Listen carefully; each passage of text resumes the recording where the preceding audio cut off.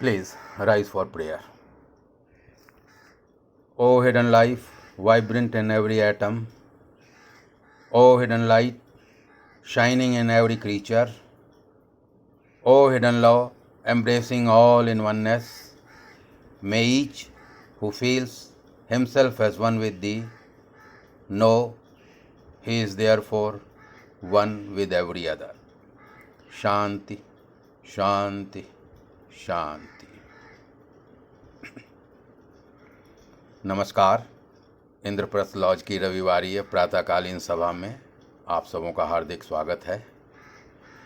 पूर्व निर्धारित कार्यक्रम के अनुसार आज सिस्टर विभा सक्सेना जी प्रत्यभिज्ञात हृदयम अर्थात कश्मीर शैव दर्शन के मुख्य सिद्धांतों पर चर्चा करेंगी। हम विभा जी के अति आभारी हैं जिन्होंने हमारे अनुरोध को स्वीकार करते हुए लगातार 3 सत्रों में इस विषय पर अपने विचार प्रकट करने की सहमति प्रदान की। सदा की तरह यह सत्र भी लगभग 55 मिनटों का होगा, जिसमें अंत के 10 मिनट प्रश्न उत्तर एवं शंका समाधान के लिए सुरक्षित रहेंगे। इस सभा की समस्त गतिविधि रिकॉर्ड की जा रही है, जिसे यथा समय इंद्रप्रस्थ लॉज के आधिकारिक यूट्यूब चैनल पर अपलोड कर दिया जाएगा।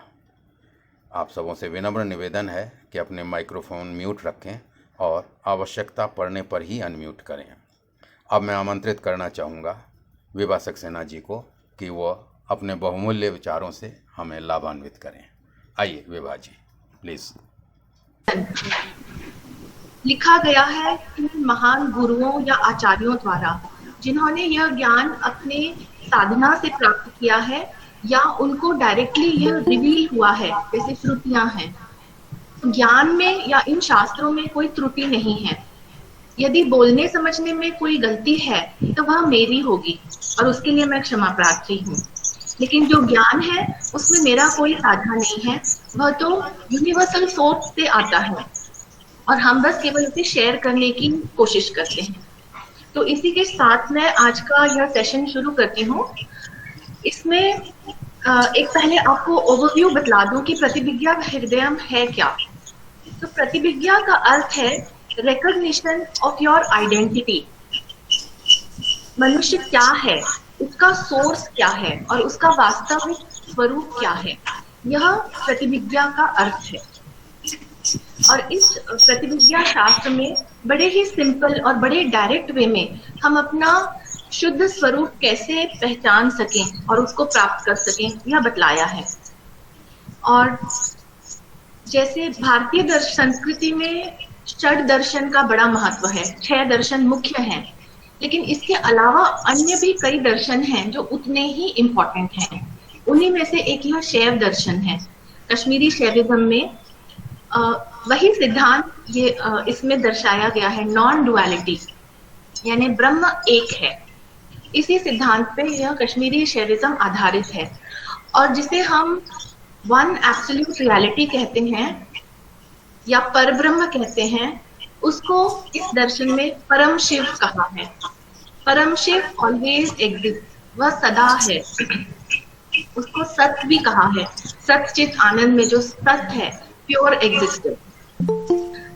तो अब आइए इस दर्शन में जो शास्त्र हैं या स्क्रिप्चर्स हैं वो किस प्रकार के हैं।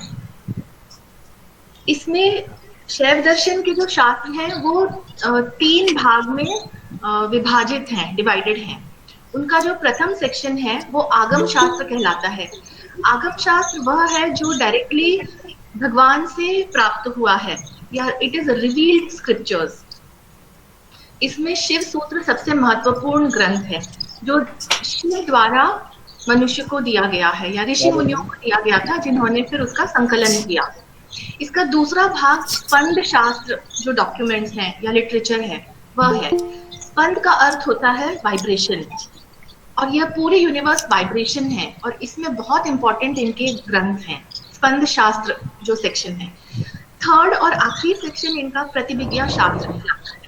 और प्रतिभिज्ञा जैसा मैंने बतलाया उसका अर्थ है कि हम अपने स्वरूप को पहचानें।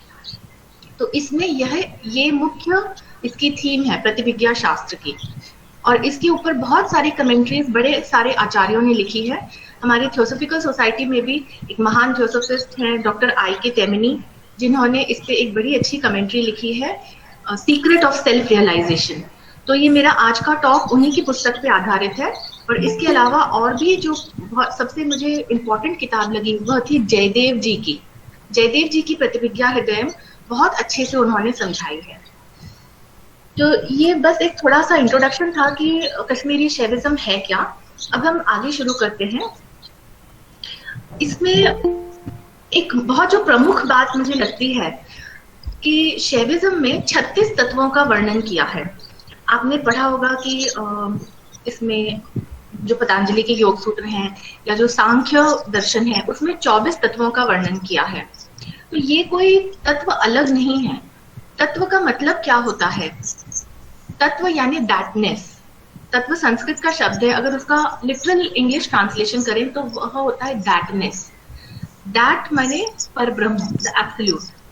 तो उसके जो एस्पेक्ट्स हैं वही तत्व हैं। जो भी तत्व हैं वह उस एब्सोल्यूट में से ही उनका उद्भव होता है या वो इमेनेट होते हैं, और इन्हीं तत्वों से फिर ब्रह्मांड का मैनिफेस्टेशन होता है। तो ये तत्व एक तरह से यूनिवर्स के बिल्डिंग ब्लॉक्स हैं। शिव शक्ति जो सर्वप्रथम तत्व है, उसी से सारे अन्य तत्व निकलते हैं, डिराइव होते हैं, चाहे उनका ट्रांसफॉर्मेशन हो, ऑगमेंटेशन हो, म्यूटेशन हो, कोई हो, मगर वो उनका सोर्स वो केवल शिव शक्ति ही है। इसको आप परब्रह्म एज अ करस्पॉन्डेंट समझें कि वेदांत में उसे परब्रह्म कहा है, यहाँ पे उसे शिव शक्ति कहा गया है। तो जब ये तत्व इमैनेट होते हैं, ये एक एक्सपेंशन है, आउटवर्ड एक्सपेंशन, जिसको इस शास्त्र में उन्मीलन कहा है। विश्व का उन्मीलन होता है या विस्तार होता है, और एक निश्चित अवधि के बाद ये सारा संसार वापस रीअब्सॉर्ब हो जाता है। इसको हम प्रवृत्ति और निवृत्ति भी कहते हैं। प्रवृत्ति आउटगोइंग और निवृत्ति टुवर्ड्स द सोर्स, इनकमिंग। यह जो शास्त्र है हमारा थर्ड सेक्शन का, प्रतिभिज्ञा हृदयम, इसमें 20 सूत्र हैं, और ये सूत्र इतने कंसाइज हैं, लेकिन इनका हर एक शब्द उसमें इतना गहन अर्थ है कि उसके ऊपर हम जितना कॉन्टेम्पलेशन करें, श्रवण मनन निधिध्यासन, वह कम है। बल्कि मैं आपको बतलाऊंगी, जो प्रथम सूत्र है उसमें तो जैसे सीक्रेट डॉक्ट्रिन की पूरी कॉस्मोजेनेसिस ही समाई हुई है। तो इन सूत्रों को समझने के लिए एक बार पढ़ना काफी नहीं है, इस पे बहुत हमें कॉन्टेम्पलेशन करने की आवश्यकता है। अब मैं आपको एक समरी बतला देती हूँ कि इन 20 सूत्रों में कहा क्या गया है, उसके बाद हम एक एक सूत्र लेके और उसकी स्टडी करेंगे। तो प्रतिभिज्ञा हृदयम में जो प्रथम 3 सूत्र हैं वो यूनिवर्स का ओरिजिन बतलाते हैं, नेचर ऑफ यूनिवर्स या उनका सोर्स क्या है। मोनड और डिवाइन नेचर। मोनड जो है वह इंडिविजुअलिटी बन जाता है, यानी जीव बन गया, जीवात्मा। और जो परब्रह्म है, जो डिवाइन नेचर है, इन दोनों के बीच रिलेशन क्या है। मोनड का सोर्स या आत्मा का सोर्स तो परमात्मा ही है, तो आत्मा का नेचर सदा परमात्मा का ही है, वही स्वरूप है। लेकिन फिर भी मोनड एक मैकेनिज्म के थ्रू एक्सप्रेस होता है, mental mechanism, psychic mechanism, physical mechanism. तो इसके थ्रू जब वह एक्सप्रेस होता है तो वह लिमिटेशन में फंस जाता है और बॉन्डेज में फंस जाता है। तो यह आगे के सूत्र बतलाते हैं कि जो परमात्मा है वही जीवात्मा बन जाता है और लिमिटेशन और बंधन में एक्सप्रेस होता है। ऐसा क्यों होता है? माया के कारण। यह भी इन सूत्रों में आगे समझाया है। तो यह जो लिमिटेड जीव है, इसका नेचर कैसा है? इसका सब्जेक्टिव नेचर है और ऑब्जेक्टिव नेचर है। सब्जेक्टिव नेचर उसकी चेतना है, और चेतना के अलग अलग लेवल्स हैं जो हम आगे पढ़ेंगे। और ऑब्जेक्टिव नेचर क्या है? जिस मैकेनिज्म के थ्रू वो एक्सप्रेस हो रहा है, उसके पंचकोश हैं, उसका अंतःकरण है, ये सारा उसका ऑब्जेक्टिव नेचर है। तो चेतना सब्जेक्टिव नेचर है, और यह मैकेनिज्म जिससे वह मैनिफेस्ट हुआ है वह उसका ऑब्जेक्टिव नेचर है। तो अब हमने ये कहा कि जीव में चेतना है और उसके लिए पंचकोश भी हैं। तो उसकी जो चेतना है वह इम्प्योर हो गई है। इम्प्योर, इसको शैव दर्शन में मल कहा गया है। मल यानी इम्प्यूरिटी। तो 3 तरह की इम्प्यूरिटीज बतलाई हैं। एक आणव मल, दूसरा माया का मल और तीसरा कर्मों का मल। तो इन इम्प्यूरिटीज के कारण ही वह लिमिटेड है और वह अपने सच्चे स्वरूप को जान नहीं सकता। लेकिन इसके बावजूद भी जिस प्रकार डिवाइन 5 फंक्शंस या पंचकृत्य बतलाए हैं शिव के, वह सेम 5 फंक्शंस जीव भी करता है। मैनिफेस्टेड अवस्था में भी जीव अननोइंगली और बिना जाने इन 5 क्रियाओं को करता ही है। लेकिन ऐसा करते समय वह यह भूल जाता है कि इन कर्मों को या 5 जो कृत्य हैं, डिवाइन फंक्शंस, उनको करने के लिए जो शक्ति है वह उसके स्वयं की नहीं है। उसका सोर्स तो शिव है, लेकिन उसको यह भ्रम होता है कि यह मेरी शक्ति है। और इसी मैं पने के कारण कि यह मेरी शक्ति है, वह इन बंधनों में फंसा होता है और अपने शुद्ध स्वरूप को भूल जाता है कि वह तो शिव है और यह शिव की शक्ति है जो केवल इस मैकेनिज्म के थ्रू कार्य कर रही है। तो जब उसे यह ज्ञान हो जाता है कि यह मेरा कुछ नहीं है, मैं कोई अलग नहीं हूं, बल्कि यह शिव है और शिव की ही शक्ति है जो कार्य कर रही है, यह ज्ञान होने के बाद उसका चित्त जो अभी तक बाहिर्मुखी था वह अंतर्मुखी हो जाता है। अपने सोर्स की तरफ उसका डायरेक्शन हो जाता है और वह एक के बाद एक उन चेतनाओं के जो लेवल्स या स्टेट हैं उन पे असेंड करने लगता है, यानी अनफोल्ड होने लगता है और उसमें ज्ञान और विवेक का उदय होता है। तो यह जो ज्ञान की अग्नि है यह इसके भ्रम को और इल्यूजन को, इन सबको जला देती है और उसको अपना चिदानंद स्वरूप प्राप्त होता है। चिदानंद नेचर ही शिव का नेचर है और इसी को सेल्फ रियलाइजेशन कहा है। तो यह चिदानंद स्वरूप कैसे प्राप्त करें, कॉन्शियसनेस को कैसे अनफोल्ड करें, यही चीजें इन सूत्रों में लिखी हैं। जब उस स्वरूप को हम पहचान लेते हैं, पहचानना ही काफी नहीं है बल्कि उसे एक्सपीरियंस करना है, तो उसे जब एक्सपीरियंस कर लेते हैं उसको नित्योदित समाधि कहा है। नित्य उदय यानी वो सदा, वह स्टेट सदा है, केवल यह है कि हम उसे पहचान नहीं पाते। तो वह नित्योदित समाधि या जिसको योग सूत्रों में कैवल्य कहा है, वह अवस्था हम प्राप्त कर लेते हैं। और जो आखिरी सूत्र है वह बहुत इंपॉर्टेंट है क्योंकि वह यह बतलाता है कि नित्योदित समाधि प्राप्त करने के बाद में क्या अवेयरनेस आती है, क्या हम एक्सपीरियंस करते हैं, वह उस सूत्र में लिखा है। तो यह बस एक समरी थी कि इस प्रतिभिज्ञा हृदय में जो 20 सूत्र हैं उनमें क्या लिखा है।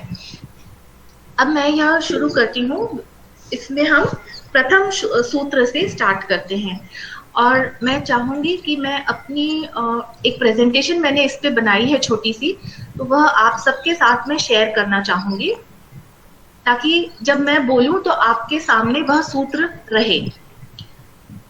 इसलिए मैं अपनी स्क्रीन अब प्रेजेंट कर रही हूँ।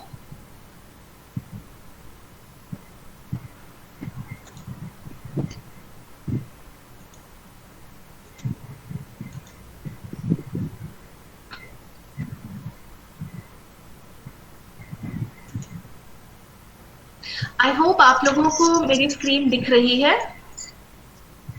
तनेजा जी, नहीं दिख नहीं रही है। हेलो, क्या आपको मेरी स्क्रीन दिख रही है? जी ma'am, we can see it, we can see it. दिख रही है, ओके, थैंक यू। हाँ अब दिख Then I will continue.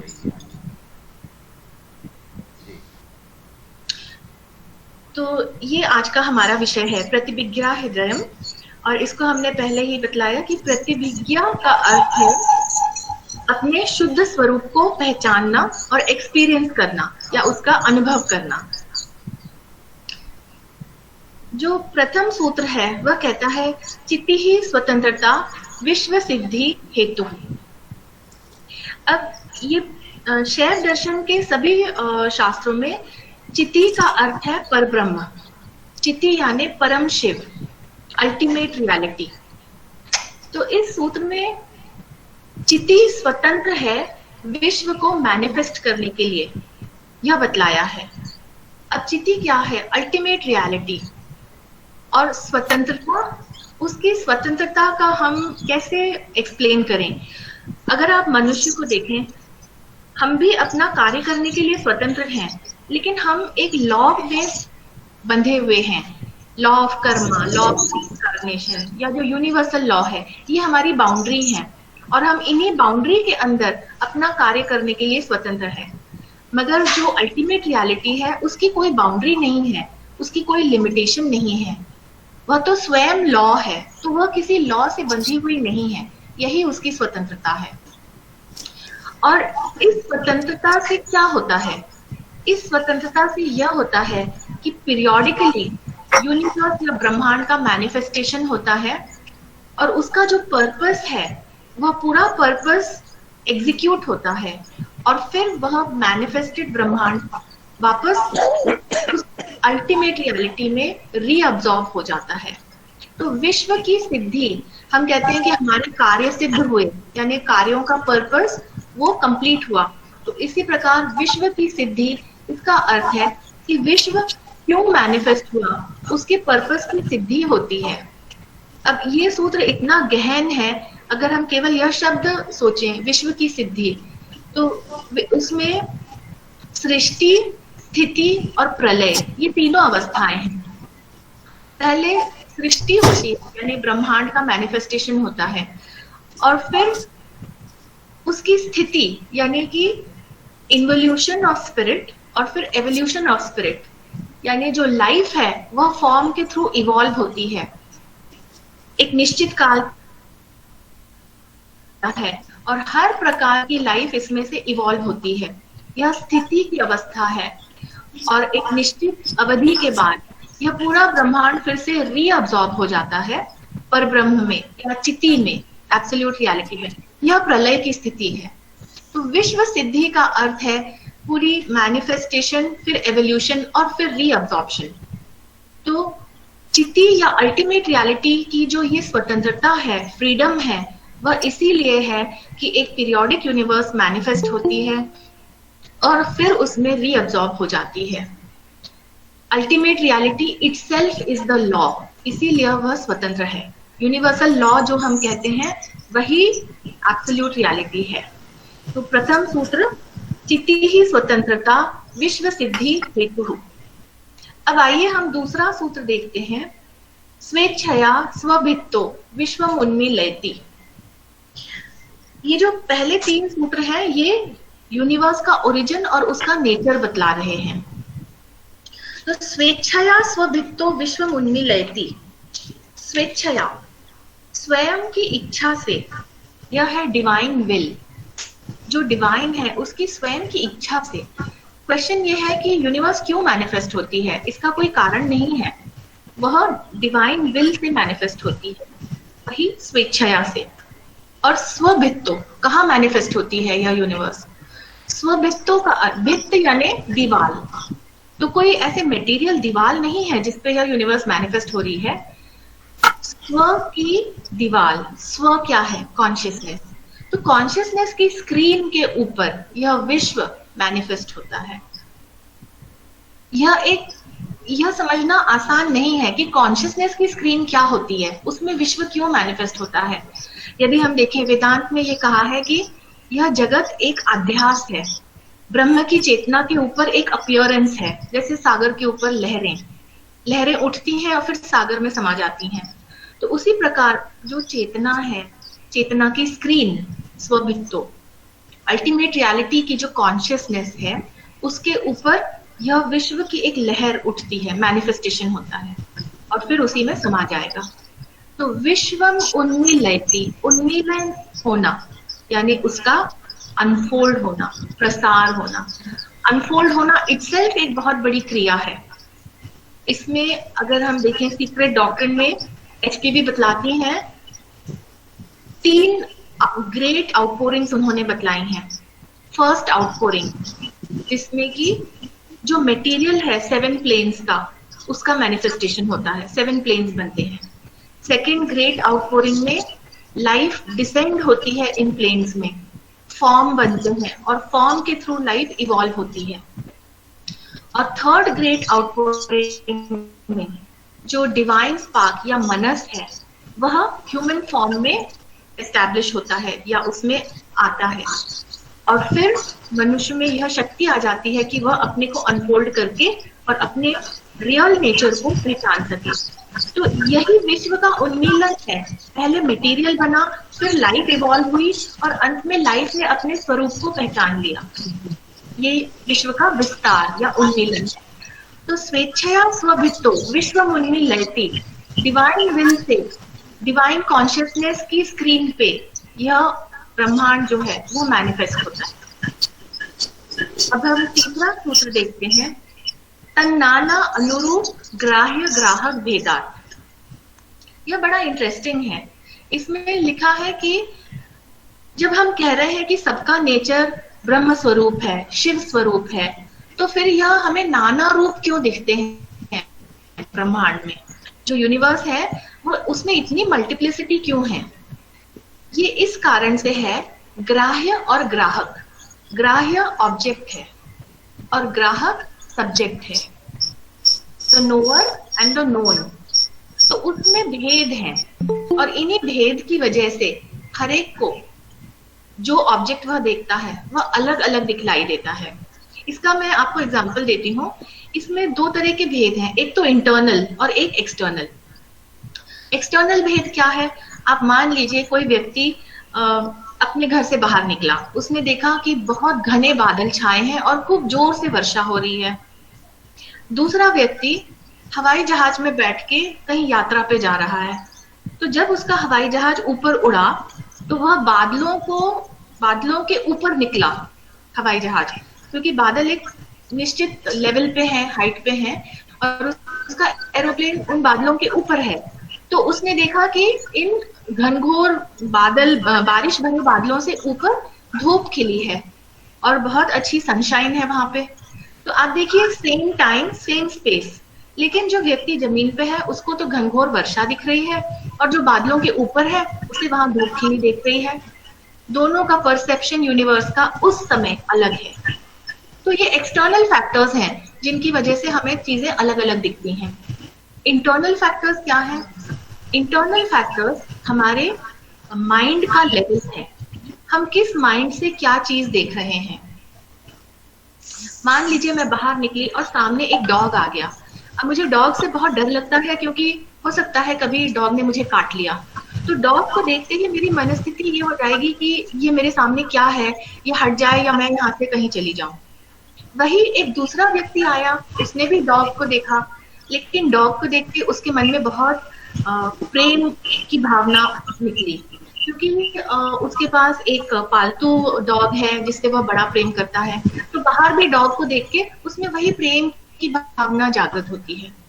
तो आप देख लीजिए कि ऑब्जेक्ट वही है डॉग, लेकिन उसमें मेरा परसेप्शन क्या है? भय का, और दूसरे का परसेप्शन क्या है? प्रेम का। तो इन डिफरेंट जो डिफरेंसेस हैं हमारे अंदर, इंटरनल और एक्सटर्नल फैक्टर्स की वजह से, तो इसलिए हमें यह यूनिवर्स अलग अलग रूप में दिखाई देती है। यही इसमें बतलाया है। तो हमारे जो प्रथम 3 सूत्र थे उसमें यह बतलाया कि यूनिवर्स मैनिफेस्ट कैसे हुई है, यूनिवर्स हमें अलग अलग क्यों दिखती है। अब हम चौथे सूत्र पे देखते हैं। चौथे सूत्र में क्या बतलाया है? चिति संकोचात्मा चेतनोपि संकुचित विश्वमयः। ये बड़ा ही इंपॉर्टेंट श्लोक है। इसमें यह लिखा है कि जो जीव है और जो ब्रह्म है उसके बीच का रिलेशन क्या है।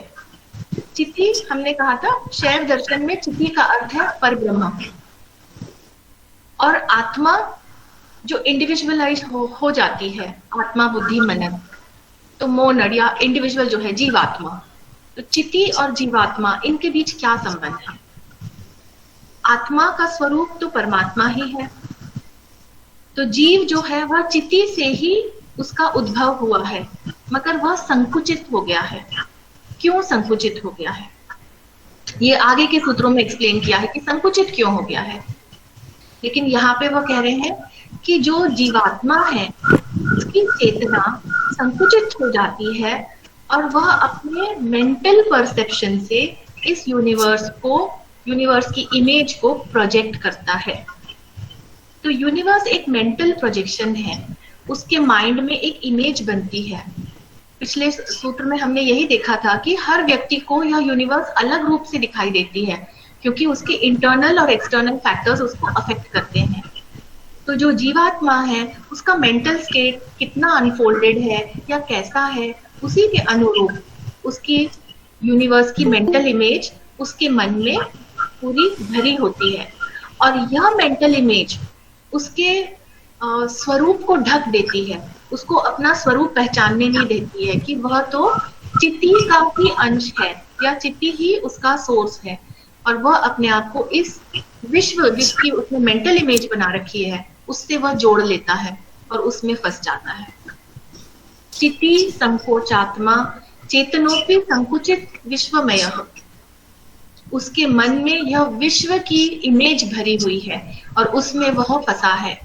यदि वह इसको ट्रांसेंड कर दे, उसकी यह मेंटल इमेज उसको ट्रांसेंड कर दे, तो वह अपने सोर्स चिति को अनुभव कर पाएगा।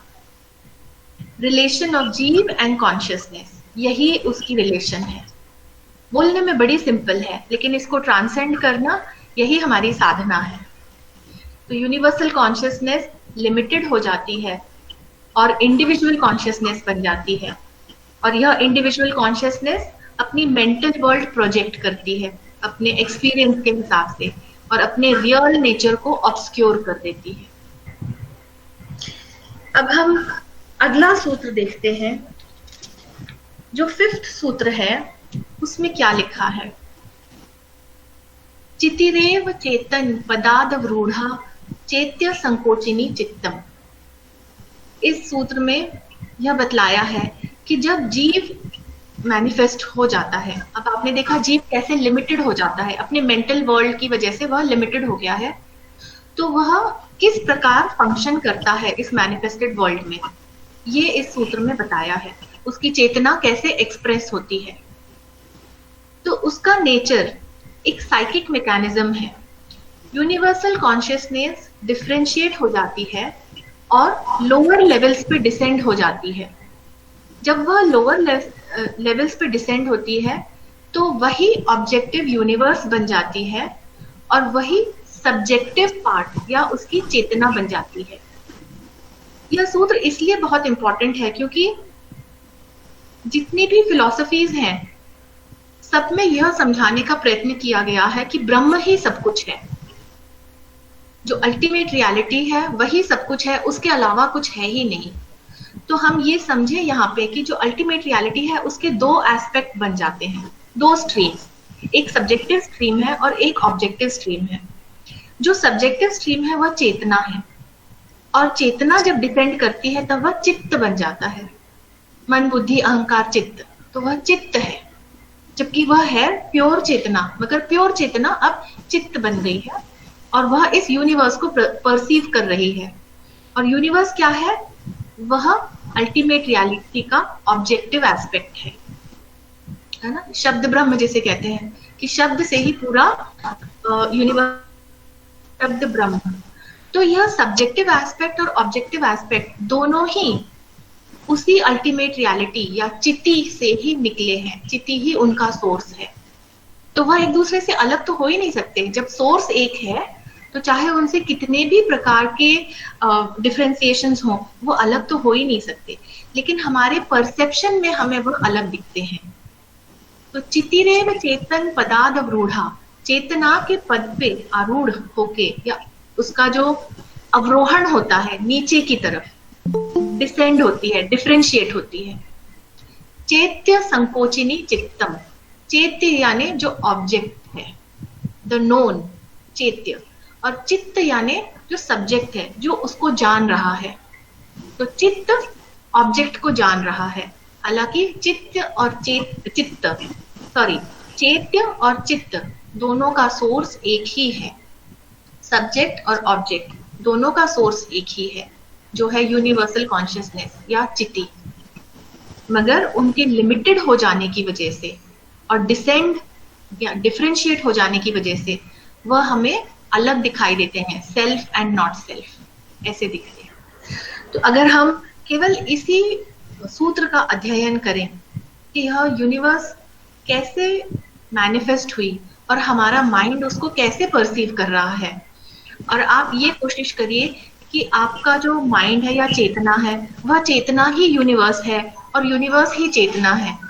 तो ये जो महावाक्य है अहम ब्रह्मास्मि या ब्रह्म ही ब्रह्मांड है, इनका अर्थ भी हम समझ सकते हैं। मेरी इन स्टडीज में मैंने यह पाया है कि जब हम कंपेयर करते हैं इन सारे शास्त्रों को या अलग अलग फिलॉसफीज को, तब हमें यह समझ में आता है कि वह एक ही बात बतला रहे हैं। तो हमारी जो सेकंड ऑब्जेक्टिव है comparative study of science, philosophy and religion, उसमें ये बहुत महत्वपूर्ण है, क्योंकि ये सारी चीजें, यह सूत्र भी वही चीज कह रहा है अहम ब्रह्मास्मि, और सीक्रेट डॉक्ट्रिन में जो लिखा है वह भी सेम वही बात बतला रहा है। तो ये हमें बड़ा क्लियर हो जाता है।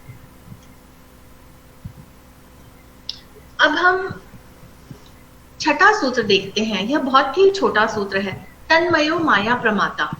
और अगर हम इसका शाब्दिक अर्थ देखें तो बड़ा सिंपल है। जो यह चित्त है, हम चित्त की बात कर रहे हैं, क्योंकि चित्ती यूनिवर्सल कॉन्शियसनेस डिसेंड हो गई है और डिफरेंशिएट होकर लिमिटेड हो गई है और चित्त बन गई है। तो यह चित्त जो है माया प्रमाता है। प्रमाता यानी जानने वाला, perceiver, known, sorry not known, is the knower, he knows the objects. लेकिन उसका जो ज्ञान है वो लोअर मेंटल ज्ञान है, lower mental, concrete knowledge, knowledge of analysis, reasoning, और ये माया से आच्छादित है। हम कितना ही प्रयत्न कर लें, हम अपने लोअर मनस से अल्टीमेट रियलिटी को नहीं पहचान सकते हैं। तो यह चित्त जो है वह माया का प्रमाता है। अब आप इसको कंपेयर करें शिव प्रमाता। शिव प्रमाता क्या है? शिव तो अल्टीमेट रियलिटी है, चिति ही। तो जो शिव को जानता है या शिव का स्वरूप जो जानता है वह शिव प्रमाता कहलाता है। वह स्टेट ऑफ सेल्फ रियलाइजेशन है। तो यह हमें कैसे प्राप्त हो सकता है? जब हम अपने यह जो माया प्रमाता लोअर माइंड है, उस माइंड को हम ट्रांसेंड करें, अनफोल्ड करें अपनी चेतना को, हमारा चित्त ही अनफोल्ड होके शुद्ध चेतनावस्था में आ जाएगा, तब हम शिव प्रमाता बन जाएंगे। तो इल्यूजन, इससे इल्यूजन यानी माया, तो इस माया से हम, माया का आवरण हमारे ऊपर से हट जाएगा। जब ऐसा होता है तो हमारी कॉन्शियसनेस और पावर दोनों अनफोल्ड होती हैं।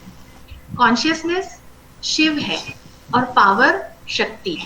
शिव शक्ति एक ही तत्व है और दोनों ही अल्टीमेट रियलिटी से ही उनका उद्भव होता है। तो जो जीव है वह कैसे अपने आप को अनफोल्ड करता है? इसका नेचुरल कोर्स है in the way of natural evolution. Natural evolution कैसे होता है जीव का? By reincarnation, by the law of karma. तो इससे उसके बार बार जन्म होते हैं, उसको एक्सपीरियंस होते हैं, और हर एक्सपीरियंस से वह सीखता है, एसिमुलेट होता है उसकी हायर बॉडी में, कॉजल बॉडी में, कारण शरीर में, और फिर वह दोबारा जन्म लेता है, तब उसमें नई चेतना और नई पावर्स होती हैं। तो यह जो कोर्स ऑफ एवोल्यूशन है, इसमें उसकी कॉन्शियसनेस अनफोल्ड होती है, धीरे धीरे उस पे से यह माया का पर्दा हटता है और माया प्रमाता की जगह वह शिव प्रमाता बनने के मार्ग पे चलता है। उसके मन में ये जो मेंटल इमेजेस बनी हुई हैं, उसने अपना मेंटल यूनिवर्स बना रखी है, यही उसकी बॉन्डेज या बंधन का कारण है। और चाहे वह टेम्पोरल वर्ल्ड हो, यानी हमारी ये फिजिकल वर्ल्ड जो टाइम और स्पेस में मैनिफेस्टेड है, या इवन जो हायर वर्ल्ड्स हो, स्पिरिचुअल वर्ल्ड्स, वो भी रियल वर्ल्ड नहीं है। स्पिरिचुअल वर्ल्ड जिनमें हम कहते हैं ध्यानी जोहान है और देवता हैं, तो वो लोग भी इन माया के बंधन से परे नहीं है, वो भी माया के अधीन है। और शिव प्रमाता होने का अर्थ है कि हम वो स्पिरिचुअल वर्ल्ड भी ट्रांसेंड कर देते हैं, उसके भी ऊपर हमारी कॉन्शियसनेस अनफोल्ड होती है। और हमारे शुद्ध स्वरूप या रियल नेचर को प्राप्त होती है और उसमें एस्टैब्लिश हो जाती है, वही अल्टीमेट फ्रीडम है। तन्मयो माया प्रमाता, केवल यह शब्द माया प्रमाता समझने के लिए इसी में हमारी एक बहुत बड़ी स्टडी हो सकती है कि हम क्या जानते हैं माया में, और उसको ट्रांसेंड करके शिव प्रमाता जब हम बनते हैं तब हम क्या जानते हैं। तो यह था छठा सूत्र, तन्मयो माया प्रमाता। अब हम आगे चलते हैं, जो सातवां सूत्र है। सातवां सूत्र बड़ा ही इंटरेस्टिंग है और मुझे यह बहुत अच्छा लगता है। यह सातवें सूत्र में लिखा है, सचैको द्विरूपस त्रिमयश् चतुरात्मा सप्तपंचक स्वभावः। इस सूत्र में उन्होंने तो जीव का पूरा डिस्क्रिप्शन दे डाला है। जीव का नेचर क्या है, यह बात हमें सदा ध्यान रखनी चाहिए कि जीव का सोर्स तो चित्ती ही है या अल्टीमेट रियलिटी है, और वह लिमिटेड हो गया है, डिफरेंशिएट हो गया है, डिसेंड हो गया है लोअर लेवल्स में। तो उसका स्वरूप अलग नहीं हुआ है, सॉरी यह मेरी गलती है। आत्मा का स्वरूप तो हमेशा शुद्ध होता है, शुद्ध स्वरूप। आत्मा को ना तो आप काट सकते हैं, ना भेद सकते हैं, ना उसे मार सकते हैं, ना वो जलती है, ना गीली होती है। यह बात कृष्ण भगवान ने स्वयं गीता में लिखी है। तो आत्मा का स्वरूप तो सदा ही शुद्ध होता है, लेकिन उसका जो एक्सप्रेशन है, उसका एक्सप्रेशन सब्जेक्टिव और ऑब्जेक्टिव मैकेनिज्म से जो होता है वह लिमिटेड हो जाता है, और इसीलिए वह अपने फुल या रियल नेचर से एक्सप्रेस नहीं हो पाता है, बल्कि एक लिमिटेड रूप में एक्सप्रेस हो पाता है। तो यही है जीव का लिमिटेड स्वरूप, सब्जेक्टिव नेचर और ऑब्जेक्टिव नेचर। अब इस श्लोक में दोनों नेचर बतलाए हैं। पहले उन्होंने सब्जेक्टिव रूप बतलाया है, सचैको, यानी कि जीवात्मा है तो एक है, लेकिन वो द्विरूप यानी दो रूपों में हमें उसका मैनिफेस्टेशन होता है, फिर 3 रूपों में उसका मैनिफेस्टेशन होता है, और अंत में वह हमें चतुर रूप में भी दिखलाई देती है। इसको यूं एक्सप्लेन करते हैं कि जब हम कहते हैं कि जीवात्मा आत्मा एक ही है, वह है परमात्मा, हर जीवात्मा परमात्मा का अंश है, तो अंत में है तो अल्टीमेट रियलिटी, वन एब्सोल्यूट, वही एक यूनिवर्सल कॉन्शियसनेस है जो एक है, और वही यूनिवर्स और जीवात्मा दोनों का रूप लेती है। फिर मैनिफेस्टेशन के समय क्या होता है, यह जो वन यूनिवर्सल कॉन्शियसनेस है ये पोलराइज हो जाती है, जो पॉइंट है वह डायमीटर बन जाता है। यह सीक्रेट डॉक्ट्रिन में लिखा है, उसमें एक्सप्लेन किया हुआ है। पोलराइज होने का अर्थ यानी चेतना और शक्ति, शिव और शक्ति। शिव जो है वह चैतन्य बनेगा और शक्ति जो है उससे यूनिवर्स का मैनिफेस्टेशन होता है। तो ये 2 रूप हो गए हैं, और यह जानना आवश्यक है कि डुअलिटी के बिना यूनिवर्स का मैनिफेस्टेशन हो ही नहीं सकता है, क्योंकि यूनिवर्स ऑब्जेक्ट है और उसको परसीव करने वाला कोई होना चाहिए। तो एक चेतना जो यूनिवर्स को परसीव करे वह होना चाहिए। नोअर एंड नोन, ये डुअलिटी है, और उसके बिना यह विश्व मैनिफेस्ट नहीं हो सकता। तो जो 1 था वह अब 2 हो गया है, डुअल हो गया है। लेकिन इस यूनिटी का नेचर क्या है? इस यूनिटी का जो एब्सोल्यूट रियलिटी है उसका नेचर है सत चित आनंद। तो यह उसके 3 एस्पेक्ट हैं। अब वह सचैको द्विरूपस से त्रिमयश हो गया है, 3 एस्पेक्ट, क्योंकि एब्सोल्यूट रियलिटी को तो ना हम शब्दों में वर्णन कर सकते हैं और ना ही उसकी कल्पना कर सकते हैं। तो हम अल्टीमेट रियलिटी को पहचाने कैसे? तो अल्टीमेट रियलिटी को जानने के लिए ही हम उसके 3 एस्पेक्ट इस रूप में उसको जानते हैं, सत चित और आनंद। आप केवल इन्हीं 3 एस्पेक्ट पे कॉन्टेम्पलेट करिए, तो आप पूरे के पूरे ग्रंथों का अध्ययन कर सकते हैं कि सत चित आनंद है क्या। सत है प्योर एग्जिस्टेंस, जिसको शैव दर्शन में परम शिव कहा है। प्योर एग्जिस्टेंस सदा है, हमेशा है, मैनिफेस्टेशन हो या ना हो, व्यक्त और अव्यक्त दोनों ही रूप में प्योर एग्जिस्टेंस सदा है, सत। चित्त है यूनिवर्सल आइडिएशन, जो कॉन्शियसनेस की स्क्रीन पे यूनिवर्स का मैनिफेस्टेशन होता है, वो एक आइडिया है, मेंटल आइडिया, चित्त। चित्त जो है वह परम ज्ञान का सोर्स है, और चिदानंद स्टेट वह हमारा रियल स्वरूप है, शुद्ध स्वरूप है। तो ये है चित्त, सत चित्त। और आनंद, आनंद इज प्योर ब्लिस। जब यह ब्रह्मांड मैनिफेस्ट होता है और हमारी चेतना को यह आभास होता है कि यह ब्रह्म ही है और मैं भी ब्रह्म हूँ, तो सब कुछ ब्रह्म स्वरूप है, वही प्योर ब्लिस है, आनंद है। तो सत चित आनंद, ये तीन एस्पेक्ट हैं। तो आप ये देखिए कि कैसे वह चेतना जो एक थी, एब्सोल्यूट यूनिटी थी, वह दो हो गई, पोलराइज हो गई, शिव और शक्ति। उसके तीन एस्पेक्ट सत चित आनंद जो उसी में रूटेड है, उसी वन एब्सोल्यूट में रूटेड है। तो थ्री रूटेड इन वन, ये उसका चतुरात्मा रूप है। क्योंकि आत्मा जो है वह बुद्धि और मनस से इन्वॉल्व होके जीव बन जाती है। आत्मा, बुद्धि, मनस, यह हमारी इंडिविजुअलिटी है। लेकिन चूंकि आत्मा का स्वरूप तो परमात्मा ही है, तो ये तीन एस्पेक्ट सच्चित आनंद, ये हमारी आत्मा के भी एस्पेक्ट हैं। और ये एस्पेक्ट कौन से सोर्स में रूटेड हैं? उस वन रियलिटी में रूटेड हैं। तो सच्चित आनंद, three is rooted in one, यही चतुरात्मा है। ये हमारा सब्जेक्टिव रूप है, चेतना का रूप, जो जानने वाला है। Who is the knower?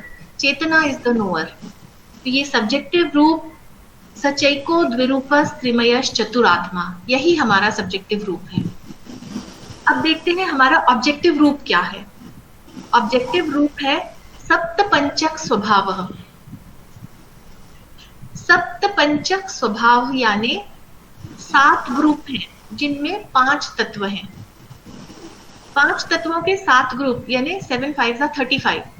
तो ये 35 तत्व हैं जिनसे हमारा यह नेचर बना है, जिनसे हमारा ऑब्जेक्टिव रूप बना है। और हमने शुरू में ही कहा था कि तत्व कुछ नहीं है, बल्कि एस्पेक्ट ऑफ द सुप्रीम है। Param Shiva is the supreme aspect, ultimate reality. उसी के एस्पेक्ट जो डिफरेंशिएट हुए हैं, उनके द्वारा यह ऑब्जेक्टिव रूप बना है। तो उसमें सांख्य में 24 तत्व दिए हैं, इसमें 36 तत्व हैं, और वो कोई अलग तत्व नहीं है। मैं ब्रीफली आपको उन तत्वों के बारे में बतलाती हूँ कि यह जो ऑब्जेक्टिव नेचर है जीवात्मा का, जिसके थ्रू वह अपनी चेतना को व्यक्त करता है, तो वह क्या है? वह 36 तत्व।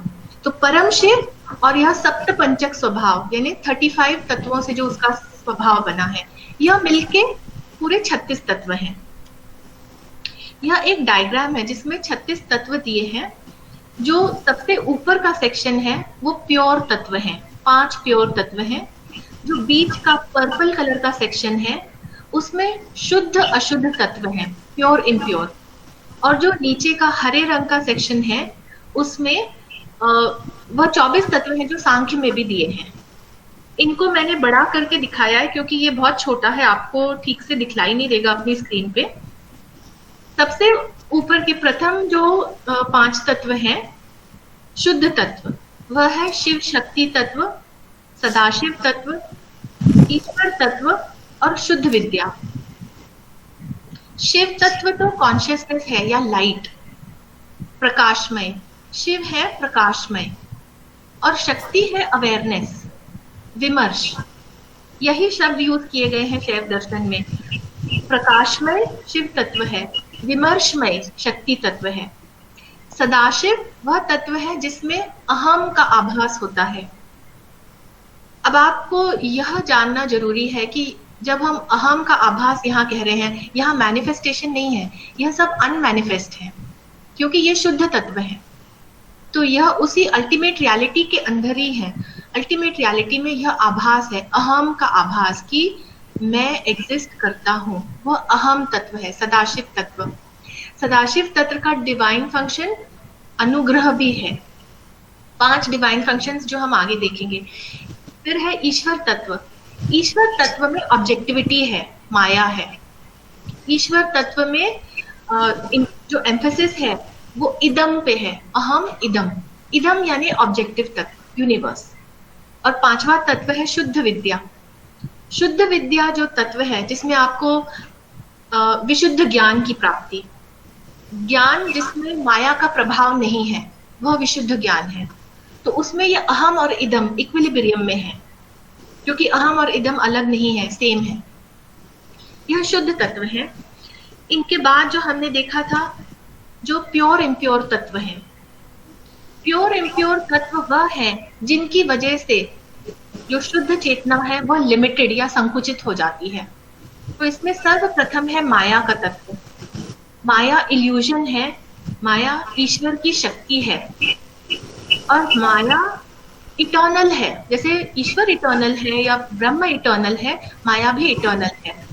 लेकिन ब्रह्म का अंत नहीं है, वह तो सदा एग्जिस्ट करता है, लेकिन माया का अंत है। जब जीव अपने शुद्ध स्वरूप को प्राप्त करता है तो माया हट जाती है, माया का आवरण समाप्त हो जाता है। और इसमें जैसे सीक्रेट डॉक्ट्रिन में एचपीपी कहती हैं कि दीज आर द व्हील्स, आवरण, जो चेतना के ऊपर जो आवरण पड़े हैं उसकी वजह से चेतना संकुचित हो गई है। तो ये 5 आवरण बताए हैं: कला, विद्या, राग, नियति और काल। कला तत्व जो है उससे अल्टीमेट रियलिटी या यूनिवर्सल कॉन्शियसनेस की पावर्स लिमिटेड हो जाती हैं। उसके पास अनलिमिटेड पावर है, लेकिन जब वह जीव बनता है तब उसकी यह पावर्स लिमिटेड हो जाती हैं। दूसरा तत्व है विद्या तत्व। तो अल्टीमेट रियलिटी तो स्वयं नॉलेज है, चिदानंद, अल्टीमेट नॉलेज, यूनिवर्सल माइंड। लेकिन जब जीव बनता है तो उस पर यह आवरण पड़ता है और उसकी नॉलेज लिमिटेड हो जाती है, वह विद्या तत्व है। अगला तत्व है राग। यह है एक मोह या डिजायर, अटैचमेंट। तो यूनिवर्सल कॉन्शियसनेस क्या है? वह पूर्ण है। जब वह पूर्ण है और उसके अलावा और कुछ एग्जिस्ट ही नहीं करता है तो वह, उसको किससे राग होगा? इसलिए उसको अटैचमेंट नहीं होता है अल्टीमेट रियलिटी या परम शिव को। लेकिन जो जीव है वह स्वयं को अपूर्ण समझता है, सेल्फ एंड नॉट सेल्फ का भेद समझता है। तो जो भी नॉट सेल्फ के पदार्थ उसे दिखते हैं यूनिवर्स में, उससे उसका अटैचमेंट रहता है कि मुझे यह मिल जाए, उससे उसका राग होता है। ये जीव के लिमिटेशंस हैं। अगला तत्व है नियति। नियति और काल, ये है टाइम और स्पेस।